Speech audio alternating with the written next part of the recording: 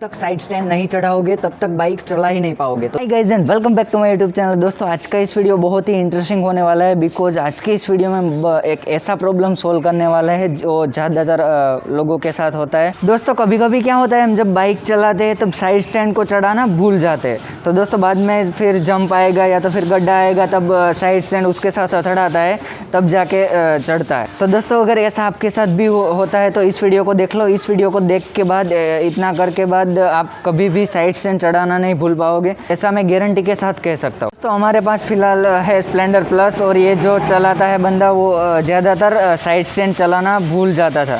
तो इसके लिए हमने क्या जुगाड़ किया आपको दिखाते हैं हम। तो दोस्तों ये रहा हमारा स्प्लेंडर प्लस, और यहीं पे आपको दिखा दूँ मैं साइड स्टैंड।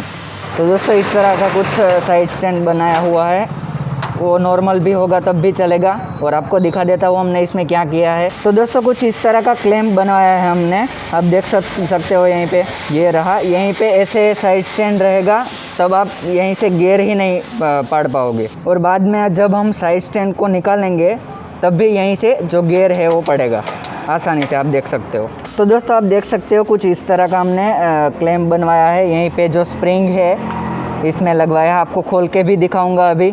तो आप देख सकते हो यहीं पे जब साइड स्टैंड में रहेगी बाइक तब गियर पड़ेगा ही नहीं, आप देख सकते हो यहीं पे अटक जाएगा। और दोस्तों जब भी हम साइड स्टैंड निकालेंगे तब आप देख सकते हो आसानी से गियर लगा सकते हो। तो दोस्तों अभी आपको ये बोल्ट खोल के आपको दिखा देता हूँ किस तरह से ये जो क्लैंप बनवाया है हमने वो पूरे। तो दोस्तों ये बोल्ट 10 नंबर का टी से ओपन कर लेते हैं पहले, और आपको दिखा देता हूँ यहीं पे।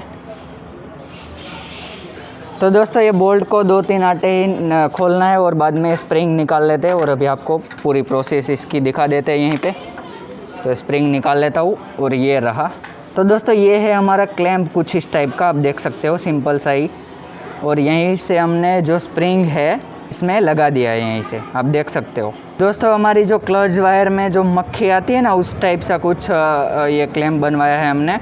यहीं से पूरा स्प्रिंग उसके अंदर ही रहता है, और बाद में जो बोल्ट रहता है। तो दोस्तों इस टाइप का क्लैंप कुछ कहीं इस पे भी आप वेल्डर के पास बना सकते हो। बाद में सिंपल सा ही है, स्प्रिंग को लगा देना है, क्लैंप को ऐसे ही रहने देना है। आप देख सकते हो यहीं से हम प्लेयर की मदद से स्प्रिंग को लगा लेते हैं पहले। ये रहा, हमने स्प्रिंग को भी लगा दिया है। अभी आपको दिखा दूँ यहीं पे ये जो बोल्ट है इसको यहीं पे रख के भी हम इसको फुल टाइट कर लेते हैं। तो ये रहा, हमने वापस क्लैंप को लगा दिया है। यहीं पे गियर अभी नहीं पड़ रहा है, और साइड स्टैंड जब चढ़ाओगे तब भी गियर पड़ेगा सही से। तो अभी जब नई बाइक आई है उस सब में तो साइड स्टैंड का जो सेंसर आता है वो कि आपको मीटर में बता देगा कि आपने साइड स्टैंड नहीं चढ़ा है। दोस्तों अगर आपके पास पुरानी बाइक है तो आप इतना कर लो, आपको पता चल जाएगा कि हमने साइड स्टैंड नहीं चढ़ा है, तब गियर ही नहीं पड़ेगा। दोस्तों कभी कभी क्या होता है, ऐसी छोटी छोटी बातें भी बड़ा प्रॉब्लम खड़ा कर देती है। तो दोस्तों अगर आप भी साइड स्टैंड अपनी बाइक का चढ़ाना भूल जाते हैं तो ऐसा कर लो, ऐसा क्लैंप बनवा लो वेल्डर के पास से, तभी जाके आप कभी भी साइड स्टैंड चढ़ाना भूल नहीं पाओगे, क्योंकि गियर ही नहीं पड़ेगा तो बाइक चलेगी ही नहीं।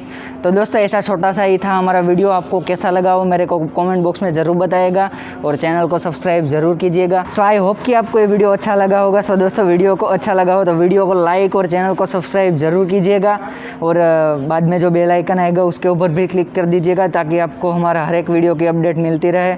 और दोस्तों वीडियो को शेयर ज़रूर कीजिएगा। सो ओके दोस्तों, बाय बाय।